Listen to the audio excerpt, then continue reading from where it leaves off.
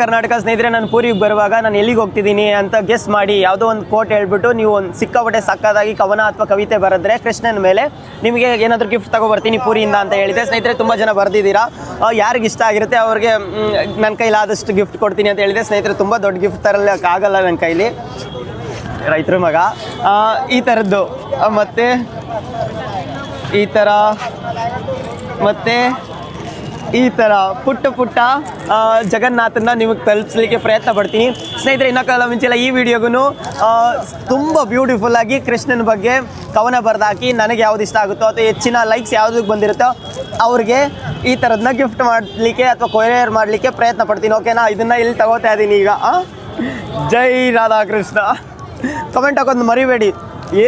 ರಾಧೆ ಬಗ್ಗೆ ಅಥವಾ ಕೃಷ್ಣನ ಬಗ್ಗೆ ನಿಮ್ಮ ಮನಸ್ಸಿಗೆ ಏನು ತೋಚುತ್ತೆ ಅದನ್ನು ಬರೆದಾಕಿ. ಯಾರಿಗೂ ಗೊತ್ತು, ಎಲ್ರಿಗೂ ಇಷ್ಟ ಆಗಿ ಅದಕ್ಕೆ ಲೈಕ್ ಬಂದು ನಿಮಗೆ ಜಗನ್ನಾಥ ಮನೆಗೆ ತಲುಪ್ಬೋದು. ಓಕೆನಾ?